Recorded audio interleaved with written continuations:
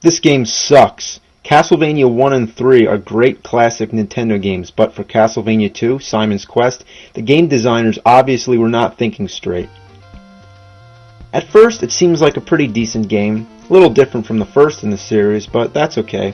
Zelda 2 was different from the first, Mario 2 was different, but they were all good. The first thing that's strikingly different is the fact that you have to go through towns, talk to people, and buy stuff. Never really minded that. It makes it a little more like an adventure story, and it's kind of like Zelda, so that's okay. But the first problem comes in when it changes from day to night.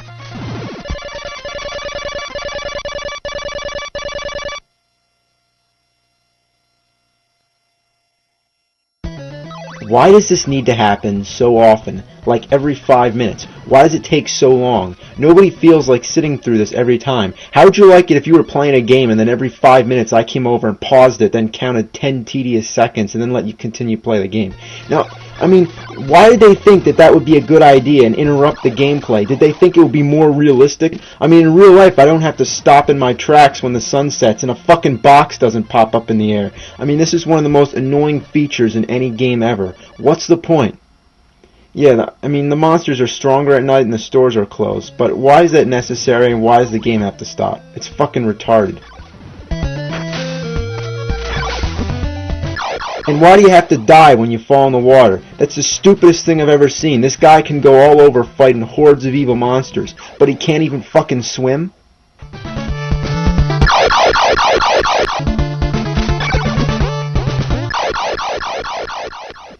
Sometimes I don't feel like going down the stairs just to get down to ground level. I mean, there's no reason I should have to do that when I can just take a shortcut and jump down.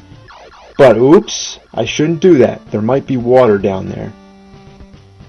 Another thing that's really annoying about this game is the fact that you have to buy weapons and items. I mean, still, it's not uncommon. You know, like I said, that's the same thing you have to do in many great games like Zelda, but let me explain.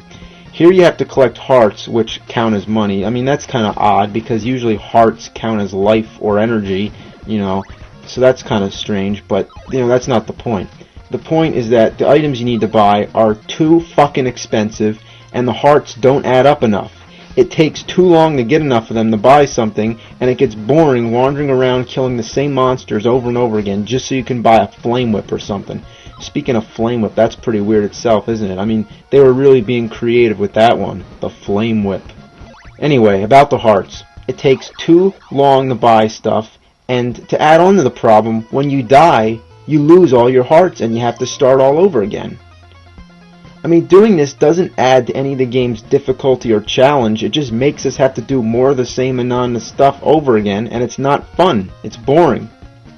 Oh look, I finally got enough hearts to go and buy a plant that I need to cross the swamp. Now let me get to the store. Oh shit, it's fucking nighttime. Now the stores are all closed and I have to wait for it to turn day again. Oh well, I might as well kill some zombies in the meantime and stock up on some more hearts. Oh shit, now I gotta start all over again. One of the worst things in the game are the pitfalls, which are areas where there's like stones or blocks that look like you could walk on them, but instead you just fall through.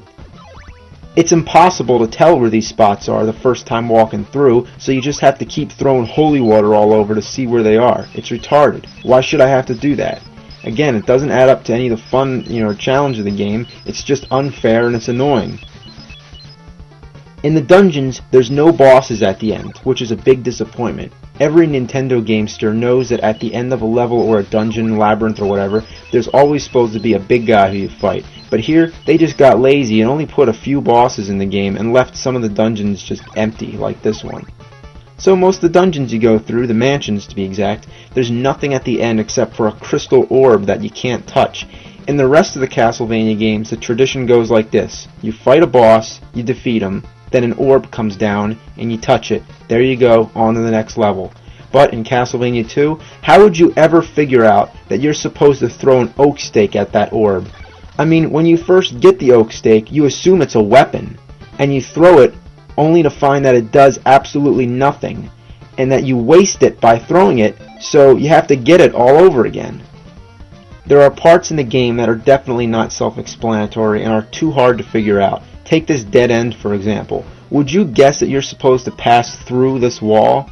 How? You have to kneel down by it for like 10 seconds. Now still, that's not enough to make it so cryptic and hidden that we can't figure it out. Oh, please give us more for our buck and make it harder so we can wander around the whole game and exhaust every possibility before we find out. Okay, guess what? You need to have a red crystal selected and be kneeling down and wait a little while before this magic tornado comes and takes you to the next part of the game.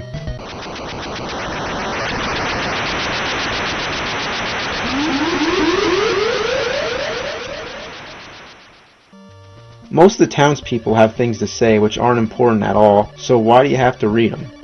Here in the dungeons, there's books that you may find which actually give you clues about things in the game that you may need to know about. But when I find these books half the time, it's by accident, so I may hit the button and cancel it out, which means that I don't even get to read it and I don't have a second chance. Why can't I do that when it changes from day to night? That would actually be helpful. So what the game designers figured is this. It isn't absolutely necessary for me to read about how to find Dracula's castle or what I'm supposed to do with an oak stake, but what I do need to read, again and again constantly, is the morning sun has vanquished the horrible night. How about vanquish this horrible game? The only sure way to get through this awful game is to enter a code, but even that is way more tedious than it should be. While most of the Castlevania games have symbols you enter for a code, this one just has a whole bunch of numbers. I mean, like, one of those little parts would be enough for a password, but why 4? Like, why so many? In general, I hate games that have passwords like this because sometimes they have uppercase and lowercase letters. Like, the L's, you know, look like I's, the zeros look like O's, the 8's look like 5's, so, you know, why does there have to be so many digits? You know, like, why can't it just be numbers or something? Like, you know, just numbers and not letters.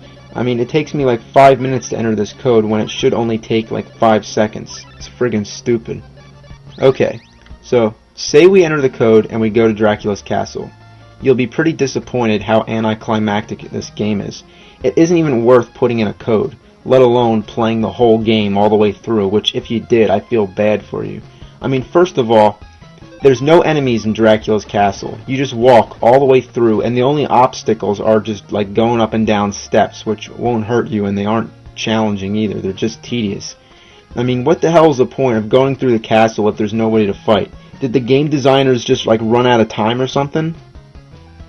So then you get up to Dracula, and guess what? He doesn't look anything like Dracula. Instead, he looks like a Grim Reaper, and he throws sickles. I mean, did the people who made this game even know what Dracula is? He's a fucking vampire. Alright, on top of everything, Dracula's way too easy. Check this out. This is a trick that I discovered myself, and so could you without the help of any strategy guide. When Dracula first appears, he stands there for a while, and he gives you plenty of time to land lots of free hits. Not only does he stand there for a long time, but everything that hits him will stun him and give you even more time. Naturally, you'll probably be using the flames because it's one of the most effective weapons in the game, but using it against Dracula, it makes it simply impossible for him to even do anything. He has no chance. The second you start throwing that shit at him, you've already won. I mean, why is it that easy? Did they even test the shitty game out before they released it? What a piece of shit. I mean, I feel horrible that I had to play this game in order to make this video. But I did it to demonstrate its dreadfulness, and I forced myself to play it just so that you don't have to. So you should thank me for telling you to stay away from this horrible, steaming pile of goat shit.